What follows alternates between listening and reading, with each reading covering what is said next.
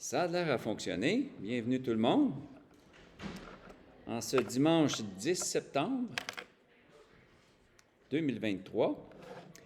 Gloire à Dieu. Merci, merci, merci, Seigneur, pour tes bénédictions. On a commencé les travaux à Saint-Philémon. Pouvez-vous le croire? Ça fait 10 ans qu'on attend. Ils ont commencé à creuser, ils ont enlevé les souches et tout ça. La construction va commencer, probablement les fondements du sous-sol vont être commencés cette semaine. Et on met ça dans les mains de Dieu parce que c'est quand même beaucoup de choses. C'est un terrain qui est accidenté. C'est un boisé, donc il faut arracher les souches. Et quand eux autres commencent à travailler, on s'aperçoit que c'est pas tout à fait comme on l'aurait imaginé. Ils ont fait un mur et puis là, on a réalisé que, oups, on ne peut pas mettre la galerie jusque-là. Le mur est trop proche. Toutes sortes de petits détails, mais on y va, on improvise un peu. On est habitué dans le Seigneur d'improviser, je pense. Hein? La vie est faite de toutes sortes d'improvisations. C'est le Seigneur qui est au contrôle, puis on lui fait confiance. On n'a pas à s'inquiéter, même si des fois on s'inquiète quand même un peu. Hein? On se pose des questions, mais c'est normal, c'est humain. Par la grâce de Dieu, on avance. Puis on a hâte de voir ce que ça va donner. On espère aussi à travers cette construction-là accueillir des gens. On espère en faire une maison de prière, hein, avoir un lieu où on va pouvoir se rassembler. On se rappelle qu'il y a déjà eu une prophétie. On était en famille dans une église à Québec, et puis il y avait un frère qui dirigeait la louange, puis il avait eu une vision. Il voyait une maison toute en bois à l'intérieur, puis il a décrit, il dit, l'huile coulait sur les murs et tout ça, mais il dit, je ne sais pas c'est pour qui. Puis on était là, puis on se regardait, parce que nous, on savait que c'était une maison en bois rond. Donc, tous les murs sont en bois, de bord en bord. Les divisions sont supposées être recouvertes de lambris de bois, donc c'est tout en bois. Plancher de bois, plafond de bois. On va avoir des ustensiles en bois aussi, non? Mais c'est ça. Donc, on l'a vraiment compris pour nous autres, c'était clair. Puis l'huile, on touche du bois. Mais la vision, on était certain que c'était pour nous, comme quoi que Dieu était pour l'accomplir, mais c'est il y a plusieurs années. Je pense que ça fait au moins 9 ans qu'on avait reçu ça. Et puis, on s'accroche au Seigneur et on continue. Plusieurs fois, on pensait que c'était pour ne pas s'accomplir, mais ça a l'air que ça commence. Merci Seigneur. Donc, bienvenue à tout le monde ce matin. Je vais apporter un enseignement, un encouragement et vraiment quelque chose que j'espère qui va vous aider sur ce qu'est l'âme, l'esprit et le corps. J'ai entendu toutes sortes de choses à travers mon ministère, des enseignements, des prédications. Je vais faire de mon mieux. Et comme on partageait dernièrement, quand on enseigne quelque chose, il faut être ouvert. Hein? On n'est pas parfait. Évidemment, la prédication, l'Esprit Saint, on dit l'Esprit Saint sur nous autres, mais ça ne veut pas dire qu'on a la connaissance parfaite de toutes choses. Donc, on fait de son mieux. Et si, dans votre cœur, vous avez quelque chose, par exemple, « Ah, moi, ça ne marche pas », parlez-nous-en. On est ouvert. Et puis, on peut ensemble chercher, lire les passages, relire. Puis des fois aussi, on prépare des messages, comme j'écoutais un enseignement, je ne sais pas si vous connaissez Watchman Nee. C'est un monsieur assez important. Il n'existe plus aujourd'hui, il est dans la présence de Dieu. Mais ça a été un Chinois qui a fait une œuvre extraordinaire, des livres vraiment touchants. J'en avais lu à peine des bouts. Puis là, je me suis arrêté sur un de ses bouquins. Puis c'est vraiment quelque chose. C'est touchant, c'est profond. Puis, en tout cas, je me suis basé un peu sur ses enseignements. Je suis allé chercher les passages et tout ça. Et je vous apporte ça ce matin parce que je crois que de comprendre l'être humain, ce que nous sommes, c'est très important. Parce qu'il y a toutes sortes d'idées dans le monde. Il y en a qui croient qu'on est des animaux qui ont évolué, puis qu'on va mourir, on va retourner en poussière et c'est fini. Il y en a d'autres qui croient qu'on est des êtres spirituels, que notre corps est un fardeau, qu'on va s'en débarrasser un jour, puis qu'on va être seulement un esprit qui va flotter dans les airs. Il y en a d'autres qui croient qu'on va se joindre à une multitude, on va être un seul esprit. Il y a toutes sortes de croyances. Ça. Il y en a qui croient qu'on va se réincarner, qu'on va revenir dans un autre corps, donc il ne faut pas écraser les petits animaux, parce que ça peut être ton grand-père ou ta grand-mère, ton cousin, je ne sais pas, qui est décédé, parce qu'il revient en mille pattes, parce que, je ne sais pas, moi, il ne savait pas attacher ses lacets, donc il va pratiquer ses... En tout cas, toutes sortes de choses, je me moque un petit peu, là, c'est pas gentil, mais il y a des enseignements comme ça dans le monde, et puis il faut un peu démêler tout ça. Et le meilleur moyen de démêler les enseignements, c'est la parole de Dieu, avec l'Esprit de Dieu. Parce que juste la parole de Dieu, sans l'Esprit de Dieu, on peut se mêler encore plus. C'est pas évident. Avec l'Esprit de Dieu, il y a un voile qui est enlevé. Et ça, c'est un point qu'on va voir tantôt, qu'il y a toutes sortes d'images dans la Bible qui nous aident à comprendre la réalité. On va commencer par lire un passage dans 1 Corinthiens, au chapitre 6, versets 19 à 20. Merci Seigneur pour ta parole. Merci de nous aider, Seigneur, à la lire avec respect, avec crainte, mais aussi, Seigneur, avec une grande confiance dans le fait que tu vas nous aider à la comprendre, à la saisir, à en faire notre nourriture et à la mettre en pratique, Seigneur. On te le demande au nom de ton Fils Jésus, Père. Amen. Au verset 19, ça dit, je pense que... OK. « Ne savez-vous pas que votre corps est le temple du Saint-Esprit qui est en vous, que vous avez reçu de Dieu et que vous ne vous appartenez point à vous-même. » Puis je lirai le verset 20 aussi. « Car vous avez été rachetés à un grand prix. Glorifiez donc Dieu dans votre corps et dans votre esprit qui appartiennent à Dieu. » Si on lit juste ce passage-là, on dirait qu'il y a deux parties à l'être humain, le corps et l'esprit. Il y a une explication derrière ça. C'est pas que l'apôtre Paul a oublié, il a oublié l'âme. C'est pas inspiré, ça? Une erreur, hein? On va enlever ce verset-là. Je vous rappelle une chose. Dans l'Ancien Testament, quand on parle de l'âme ou de l'esprit, il y a un mot qui revient le plus souvent, et c'est comme si dans la pensée juive, c'est un tout. Le corps, l'esprit et l'âme, ça ne se sépare pas facilement. Il y a un passage qui le dit un peu plus loin. Il y a juste la parole de Dieu qui peut vraiment trancher. Ça ne se sépare pas, parce que ça fait partie de nous-mêmes. Je pourrais même aller plus loin, c'est ce qui fait qu'on n'est pas des animaux. Vous saviez que les animaux ont une âme, hein? La parole de Dieu nous dit que Dieu a donné une âme aux animaux. Mais les animaux, on ne peut pas, vous n'allez pas voir, même s'il y a des photos des fois avec des ours comme ça, là, ils ne prient pas Dieu. Pas comme nous. Ils n'ont pas la conscience, en tout cas, je n'ai jamais parlé beaucoup avec les animaux, là, mais on croit que les animaux n'ont pas la conscience qu'on a de Dieu. Et ça nous différencie carrément des animaux. Oui, on a un corps de chair, on a du sang qui ressemble à celui des animaux. On a une sorte de conscience. L'animal, il se promène, on dirait qu'il est conscient. En tout cas, j'ai eu vous avez eu, vous aussi, peut-être des animaux de compagnie. On dirait que les animaux nous comprennent. Hein? On a eu un petit chien, on a eu un chat. Il y a un lien quand même entre l'être humain et l'animal qu'on dirait que c'est spirituel, mais ce n'est pas pareil. Ici, on nous dit que nous sommes le temple du Saint-Esprit.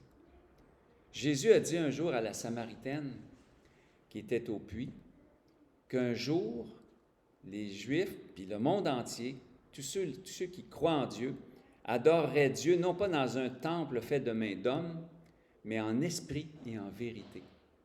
Et c'est là qu'on le voit. Nous sommes ce lieu saint, ce lieu spirituel où Dieu vient nous rencontrer, où nous allons rencontrer Dieu. Il y a nous formons un seul esprit avec le Seigneur. Au verset 17, ça dit, « Mais celui qui s'attache au Seigneur, dans le même chapitre, est avec lui un seul esprit. » Là, on parle d'esprit. Je vous ai parlé de l'âme, puis on parle aussi du corps. Ça, le corps, on n'a pas de misère avec ça. On a tous un corps. Hein? Puis encore là, On parlait un jour de certaines croyances qui disent que même le corps est une création de l'esprit. Bon, en tout cas, on ne va pas entrer dans ces détails-là, on en va perdre notre temps. Mais il y a une réalité. On va tourner maintenant dans 1 Thessaloniciens, chapitre 5, versets 23 à 24. Je vais vous le lire. 1 Thessaloniciens, chapitre 5, 23 et 24. Je vais vous donner beaucoup de versets. En tout cas, si vous voulez les prendre en note, vous pouvez. Puis on va enregistrer le message, donc vous pourrez le réécouter. Ça dit que le Dieu de paix vous sanctifie lui-même tout entier et que votre être, l'esprit, l'âme et le corps soient conservés irrépréhensibles lors de l'avènement de notre Seigneur Jésus-Christ. Celui qui vous a appelé est fidèle et c'est lui qui le fera. Ça, je trouve ça tellement beau, ce passage-là, parce que, c'est un des rares passages où il nous parle en même temps de l'esprit, de l'âme et du corps. 3 parties. Il nous dit aussi que nous sommes sanctifiés, pas seulement en esprit, parce que ça aussi, il y a des faux enseignements qui disent que notre esprit est sanctifié quand on est de nouveau, mais pas notre âme, et surtout pas notre corps. Donc, si mon corps n'est pas sauvé, il peut faire ce qu'il veut, mais mon esprit est sauvé. Wow, là, on a un petit problème, parce que là, il nous dit que nous sommes nous-mêmes sanctifiés, que lui-même va nous sanctifier tout entier, esprit, âme et corps, et que ce soit conservé irrépréhensible lors de l'avènement du Seigneur. Et qui le fait? Ce n'est pas nous autres. Ce n'est pas à nous autres de nous sanctifier par nos propres forces. Oui, il faut faire quelque chose. Oui, il faut faire des bons choix. Mais on a une aide. On a même une puissance qui vient en nous pour faire cette œuvre. Et ça dit, celui qui vous a appelé, Christ, est fidèle. Dans l'Apocalypse, c'est écrit sur sa jambe, fidèle et véritable. Et c'est lui qui le fera. Qu'est-ce qu'il va faire? Il va nous sanctifier et il va nous conserver irrépréhensibles jusqu'au jour de son retour. Est-ce qu'on a à s'inquiéter? Je ne crois pas. On est entre bonnes mains. Est-ce qu'on a à faire des efforts? Oui. Mais qui fait le gros du travail? Le Seigneur. Merci Seigneur, parce que ce n'est pas évident. Dans le monde dans lequel on vit, on est harcelé, on est bombardé de toutes sortes d'idées, de tentations et de choses pour nous attirer. Je partageais hier autour d'un feu de camp, je pense que c'est hier soir qu'on parlait de ça, d'une vision. En fait, c'est un songe que j'avais eu où je voyais la technologie, les machines, toute la technologie, comme quelque chose qui aspirait les âmes des gens qui étaient attirés par ça. Ça les aspirait comme dans un tuyau d'aspirateur, un vacuum. Et après ça, il y avait une autre partie, il y avait 4 parties. La deuxième partie, c'était une personne qui chantait. C'est une femme qui chantait, comme une chanteuse d'opéra avec un grand talent, là, une grande cantatrice. Et puis elle avait des grandes manches. Puis là, elle chantait, et tout le monde l'écoutait, puis il s'approchait. Puis là, avec ses manches, elle faisait encore comme l'aspirateur. Elle absorbait les âmes. Puis là, je vais vous raconter comment j'ai compris ça par après. La troisième étape, c'était dans un parc, un beau parc, comme dans une belle ville où les gens ont pris soin de tondre la pelouse, planter des petites fleurs. Puis les gens couraient dans le parc, ils s'amusaient. Puis là, tout d'un coup, à travers la pelouse, on voyait comme une bosse qui montait. Puis là, la personne qui marchait là-dessus était aspirée par la pelouse à travers le sol. Encore des histoires d'aspirateurs, je ne sais pas. Là, je dis, je vais peut-être travailler à la vente d'aspirateurs, je ne sais pas. Non, c'est pas ça. La 4e partie vient nous éclaircir toute l'histoire. Je suis dans un groupe où il y a plein de personnes religieuses. Cravates, vestons, habits, de prédicateurs, de prêtres, de pasteurs, nommez-les, hein, ils étaient tous là. Toutes des personnes religieuses et qui étaient bien fiers d'être là. Puis moi, je me sentais un petit peu à part. Je n'avais pas ma cravate. On ne se sent pas bien qu'on n'a pas de cravate avec du monde qui porte toutes des cravates. Je me sentais vraiment à part. Et là, tout d'un coup, à travers toutes ces personnes-là qui se sentaient bien importantes, est arrivée notre chanteuse d'opéra de tantôt que je vous ai parlé dans la deuxième partie. Elle s'approche de moi et elle dit « Je vais tous les avoir. » Eh boy, je me suis réveillé comme en sursaut en me disant « Mais c'est quoi ça, Seigneur? Qu'est-ce que tu veux me dire? » Puis dans le fond, il y a une explication qui m'est venue facilement à l'esprit. C'est tous les divertissements, toutes les choses que l'ennemi met autour de nous pour nous attirer. C'est pas mauvais la technologie, c'est pas mauvais les arts, c'est pas mauvais les loisirs, c'est pas mauvais les religions. C'est quand on les laisse prendre le dessus sur nous autres, quand on est concentré là-dessus plutôt que sur le Seigneur, que ça vient nous attirer complètement, puis nous empêcher de servir Dieu comme il le veut. Je l'ai déjà dit peut-être, mais il y a un pasteur qui nous avait fait remarquer que le diable ne veut pas qu'on manque la croix de 1 kilomètre. 1 centimètre, c'est suffisant. Donc, il va te diriger avec la vérité, la parole de Dieu, mais un tout petit peu de mensonge. Qu'est-ce que ça fait? Tu manques ton but. Au soccer, au hockey, quand la balle ou la rondelle part, si elle manque le but, même frapper le poteau, tu vas toucher le poteau. Est-ce qu'on dit « score » ? Non, on peut le crier, mais après ça, on se rend compte que c'est pas bon. C'est pas compté. Jésus est le but. Il faut passer par le but. Il est le chemin, la vérité et la vie. On revient à notre histoire. Il y a un processus ici. Quand on est de nouveau, dans Jean 3, Jean chapitre 3, versets 5 et 6, ça dit « À moins de naître d'eau et d'esprit, on ne peut entrer dans le royaume de Dieu. » Il y a une seule façon d'entrer dans le royaume de Dieu. On ne peut pas forcer, on ne peut pas y aller par nos efforts, on ne peut pas y aller par nos croyances, on ne peut pas y aller par une autre personne que Jésus, qui nous amène à naître d'eau et d'esprit. Ce qui est né de parents humains est humain, ou ce qui est né de la chair est chair, et ce qui est né de l'esprit est esprit. Là, on parle de l'esprit humain. Je vous ai parlé qu'il y avait 3 parties, l'esprit, l'âme et le corps.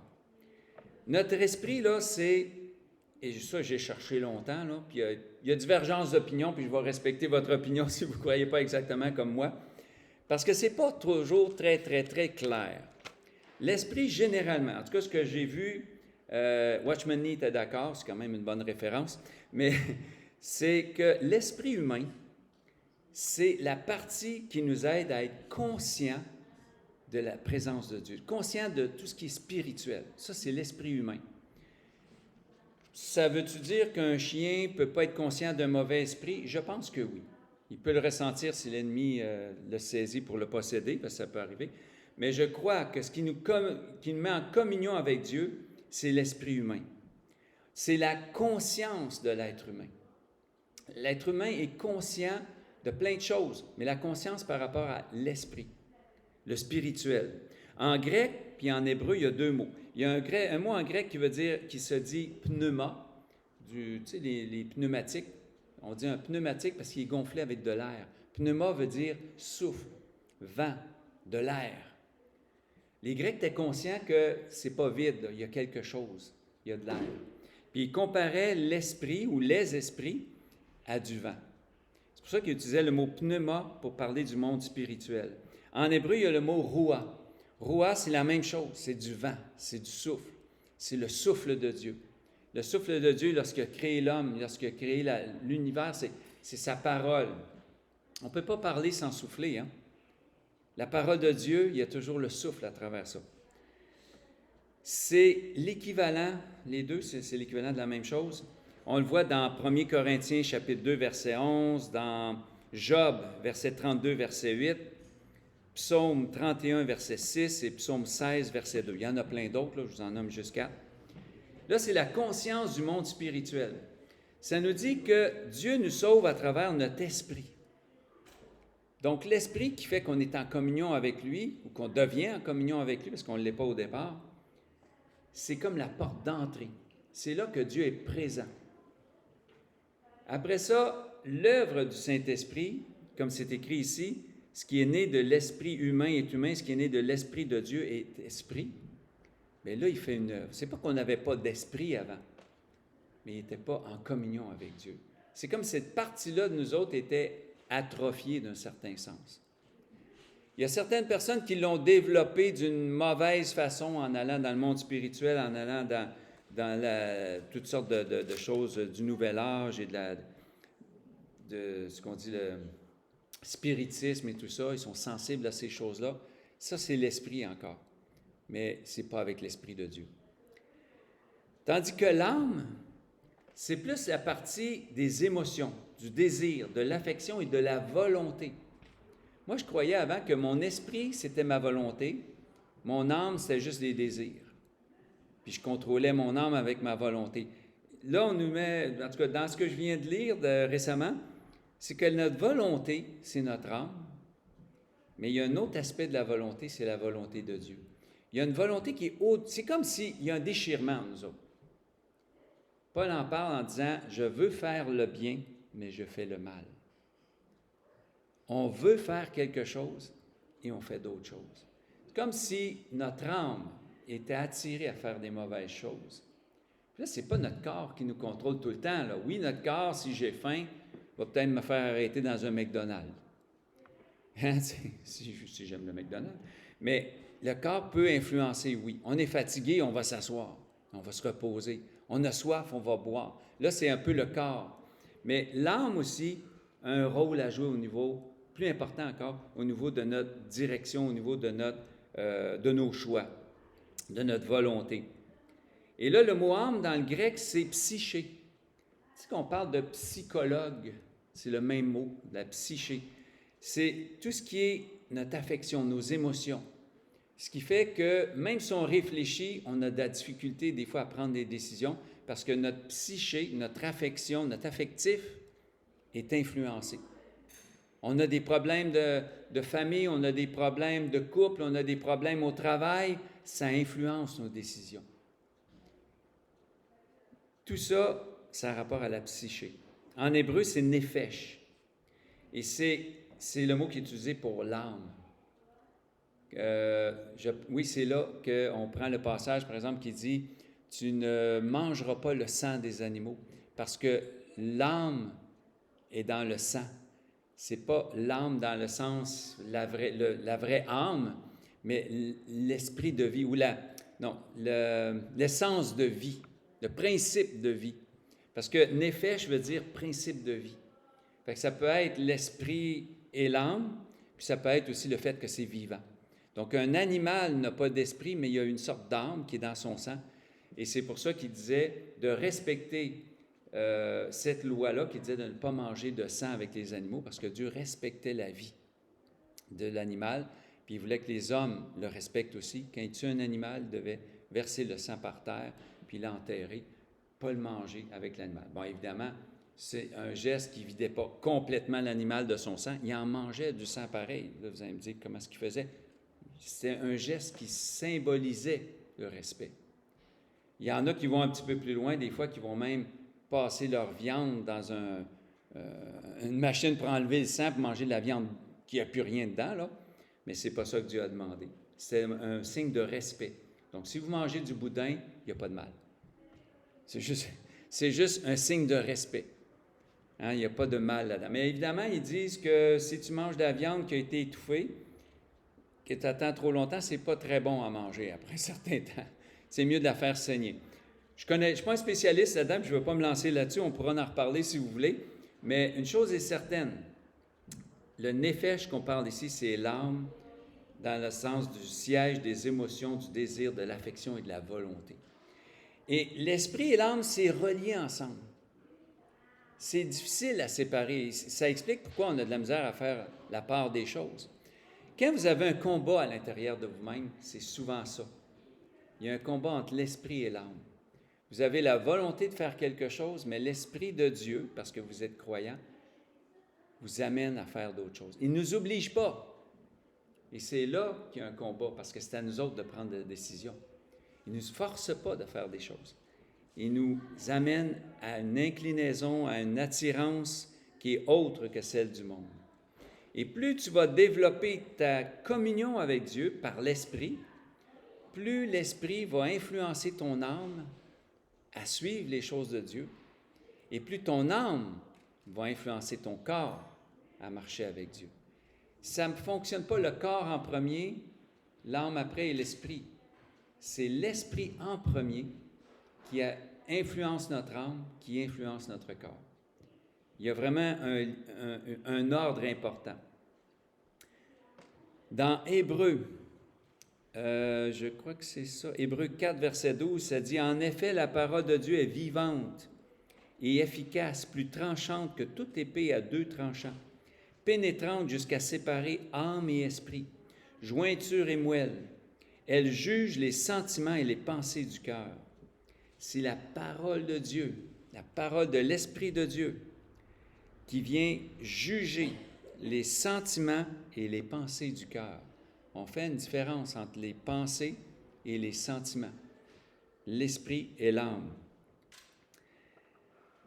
Il y a dans Romains, on parle de l'âme qui est vraiment la partie qui influence notre corps, mais le corps, qu'est-ce qui arrive? On n'en parle pas trop souvent, hein? C'est comme si c'était moins important. Dans Romains, on va lire ensemble. Je crois que j'avais mis un signet. Non, je n'ai pas mis. Oui. Romains, chapitre 8, verset 11.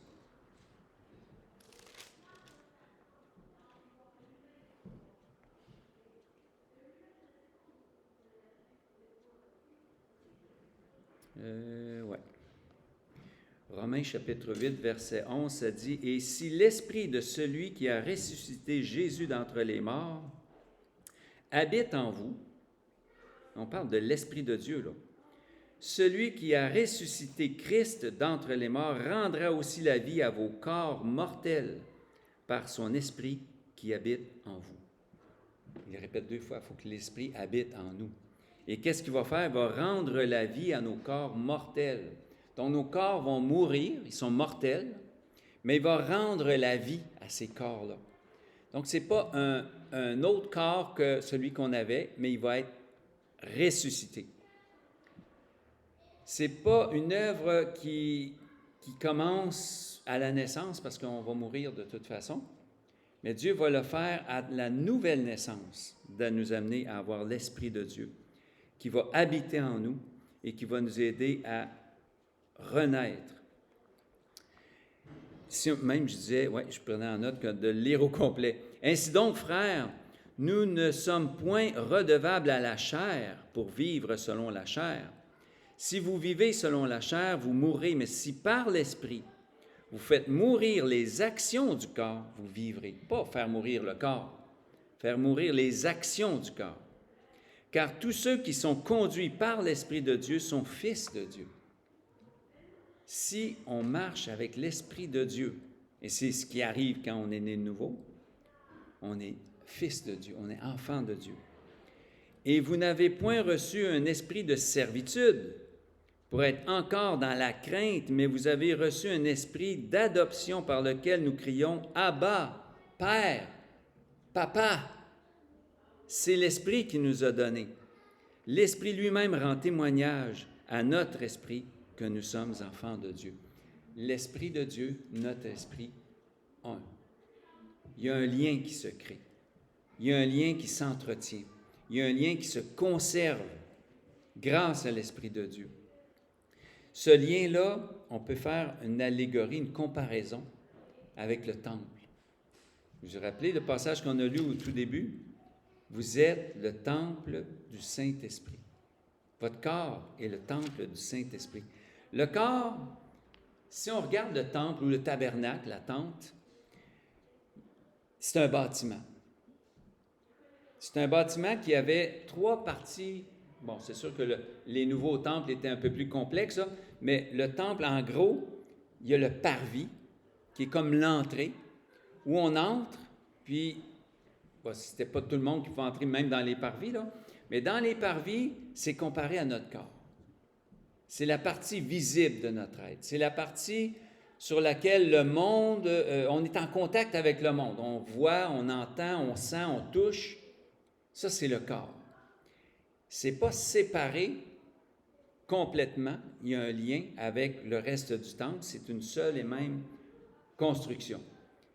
Le lieu saint, c'est la deuxième partie du corps, du temple plutôt, où on pouvait entrer, et c'est comparé à l'âme. C'est caché. Le lieu saint, ce n'est pas tout le monde qui pouvait entrer là, c'est caché.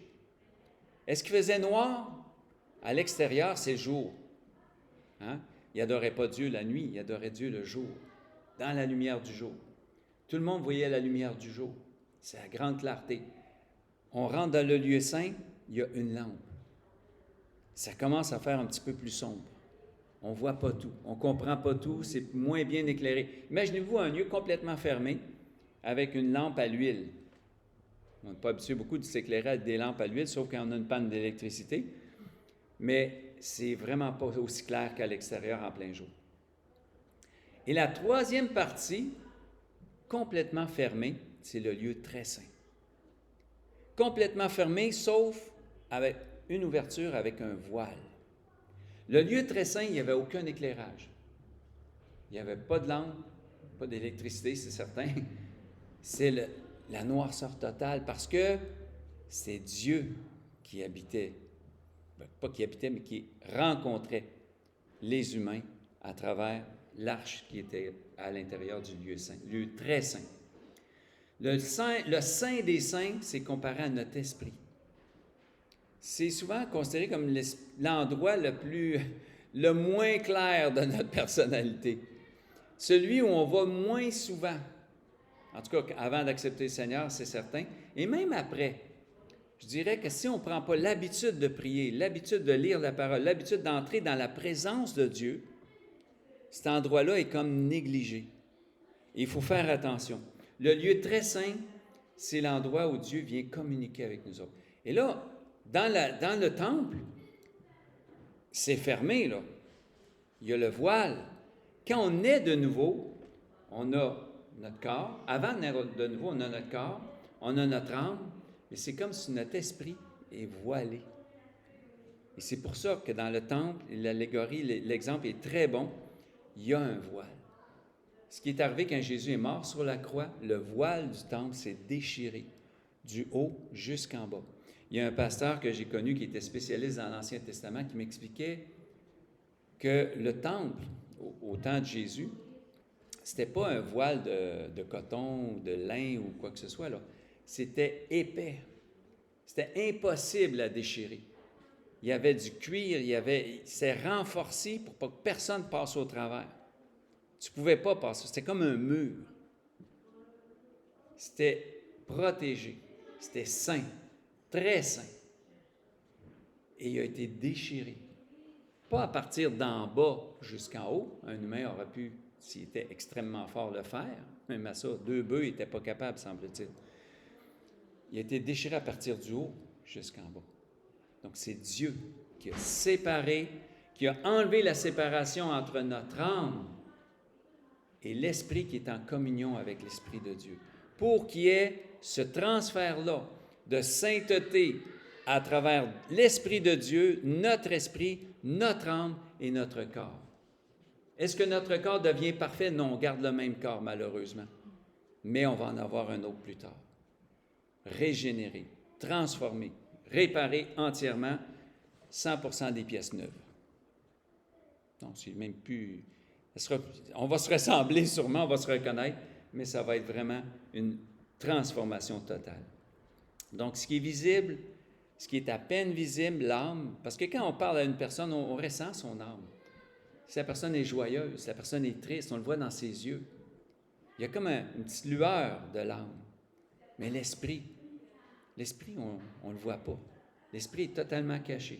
Quand on est nouveau, l'Esprit Saint entre dans notre esprit, fait un avec nous et vient transformer notre âme qui, elle, devient plus capable de contrôler le corps, les impulsions, les affections et tout ça, et on fait un être qui est transformé par Dieu. Est-ce qu'on est sauvé complètement? Oui, on est sauvé complètement. Parce qu'on est une nouvelle créature. Toutes les choses anciennes sont passées. Voici, toute chose est devenue nouvelle. Pas certaines choses sont nouvelles, puis il y en a encore des vieilles. Dans notre être, il y a quelque chose qui s'est passé et toute chose est transformée à partir de l'intérieur. On est sauvé par le sacrifice de Christ, pas par nos œuvres, pas parce qu'on a fait les efforts de s'approcher de lui, c'est lui qui a fait cette œuvre-là. C'est Dieu qui fait le travail en nous par son Saint-Esprit. Il faut le laisser agir. Soyons conscients. On parlait de conscience tantôt. L'esprit doit être conscient. On ne marche pas au radar, ce n'est pas un pilote automatique. L'Esprit de Dieu veut qu'on soit en équipe avec lui. Copilote. Il ne fait pas tout le travail entièrement. Il faut qu'on soit conscient qu'il est à côté de nous autres. L'Esprit, à travers la parole et la prière, va transformer notre âme, va aider notre âme à prendre des bonnes décisions, à avoir des bonnes réactions. On va se mettre encore à colère, c'est sûr, mais après ça, on va ressentir peut-être une tristesse, on va ressentir un besoin de demander pardon, un besoin de se réconcilier que peut-être on n'avait même pas avant. Vous savez, pardonner à nos ennemis, c'est pas humain, ça. Faire du mal à nos ennemis, c'est un petit peu plus humain. Faire du mal à nos amis, ça, c'est diabolique. C'est diabolique. Faire du mal à ceux qu'on aime, c'est vraiment pas de Dieu. Et même du côté humain, ça se fait pas. Donc, il faut réfléchir des fois. Il faut réfléchir. Ça ne veut pas dire que tu n'es pas sauvé parce que tu as fait le mal. Ça veut dire qu'il y a quelque chose dans ta personne qui a besoin encore d'être travaillé. C'est progressif. L'état de salut, c'est instantané. Tu acceptes Christ, tu es sauvé, drette là. Mais il y a un travail après ça. On parlait du Saint-Esprit, de notre esprit qui travaille ensemble sur notre âme, qui travaille sur notre corps. Et tout ça, dans le passage qu'on a lu, tout entier, on est sauvé. Tout entier, on appartient à Dieu. On ne s'appartient plus. C'est pour ça que si Dieu te demande de prier, c'est pas ta fatigue qui doit te dire quoi faire. Seigneur, je vais prier. Puis Dieu va te renouveler tes forces. Si Dieu te demande d'arrêter de manger, c'est pas ta faim qui te tenaille. Puis de toute façon, on ne connaît même pas c'est quoi la faim. C'est juste avoir l'estomac vide qu'on connaît. Puis quand on a l'estomac vide, on n'est pas prêt de mourir. Il paraît qu'on a encore pour plusieurs jours à rester de même, puis il n'y a pas de problème. Manquer d'eau, ça, c'est pas pareil, mais manquer de nourriture, on peut s'en priver longtemps. Mais si l'Esprit de Dieu te demande quelque chose, fais-le parce que tu ne t'appartiens pas. Tu perds une partie de ta santé, sois pas triste. Réjouis-toi parce que ça ne t'appartient pas. Même ta santé ne t'appartient pas. Tu l'as donné à Dieu. Dieu peut faire quelque chose à travers ta maladie. Dieu peut te guérir. Dieu peut faire témoigner à travers ta maladie. Ta vie entière est entre les mains de Dieu. Quand l'âme écoute l'Esprit, qui est en communion avec Dieu, même la mort est vaincue. Même la mort n'a plus de pouvoir sur ton corps. Tu vas dire, ben oui, je vais mourir pareil. Ben oui, mais tu vas ressusciter. Soit tu ressuscites, soit tu vas être enlevé. On aime mieux le deuxième, hein? Être enlevé dans sa présence, sans passer par la mort. Mais ça, c'est réservé à ceux de la fin. On ne sait pas quand est-ce que ça va être. 2024, 2044, on ne sait pas. 2144. Vous savez, les chrétiens, depuis toujours, ont espéré le retour et l'enlèvement du Seigneur. Ce n'est pas depuis hier, mais moi, je vous encourage à continuer à persévérer parce qu'on est beaucoup plus près qu'on l'était. Si on n'est pas plus près, là, c'est pas logique, premièrement, on s'approche toujours. Mais c'est pas comme demain, hein? Vous savez, demain, c'est la seule chose qui s'approche toujours, mais qui n'arrive jamais. On ne peut jamais être demain. Je dis ça à mes élèves, des fois, ils sont jeunes, ils sont en 4e année. Puis je leur dis, demain, tu vas être là. Ouais, mais demain, ça ne sera plus demain, ça va être aujourd'hui. Puis là, ils sont tout mêlés.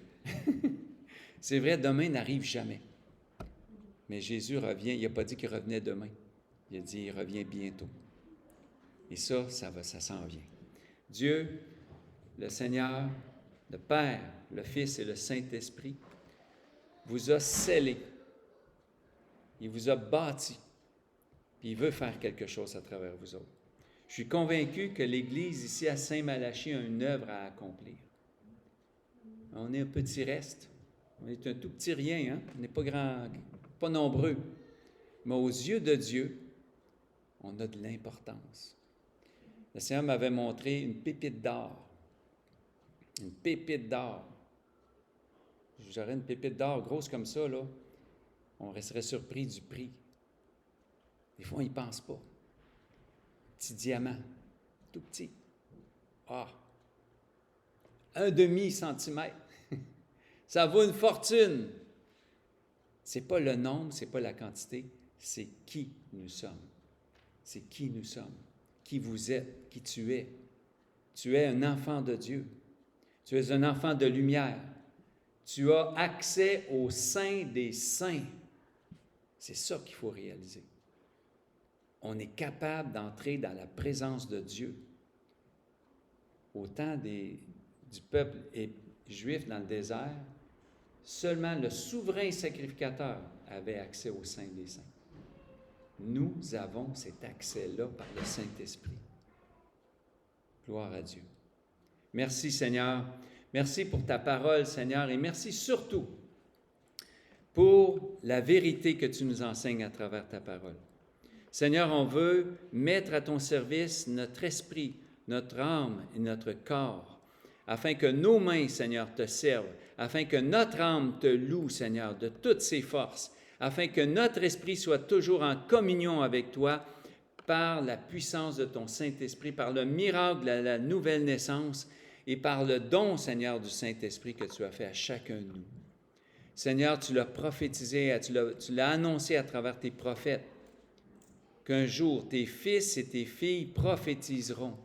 Les anciens auront des songes, les jeunes gens des visions. Seigneur, on est dans ce temps-là, aujourd'hui, Seigneur, et on veut participer à ta gloire, on veut participer à ton œuvre. Seigneur, envoie-nous vers nos frères et sœurs qui ont besoin, envoie-nous vers ceux qui ne te connaissent pas encore, envoie-nous par la grâce et la puissance de ton Saint-Esprit, qu'on y aille par nos forces physiques, Seigneur, en présence de ces personnes, ou qu'on y aille avec des messages, Seigneur, par appel téléphonique, avec des messages textes, avec tous les moyens de communication que tu nous as donnés, ou qu'on y aille, Seigneur, à travers la prière. Tu nous as appelés et tu veux qu'on avance pour toi. Mets ta main, Seigneur, sur toutes les actions qu'on fait en ton nom, que ce soit l'intercession, que ce soit l'encouragement, que ce soit la visite, Seigneur, qu'on accueille des gens, qu'on aide les gens, ce soit toujours par ton esprit et pour ta gloire, afin que ton œuvre grandisse en nous. Merci pour les dons, Seigneur, que tu as mis en chacun de nous, qu'on puisse les exploiter, qu'on puisse les mettre à tes pieds.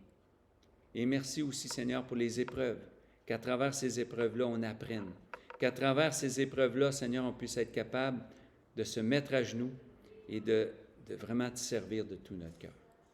Alléluia, Seigneur. Gloire à toi, Jésus. Je vais vous inviter à vous lever.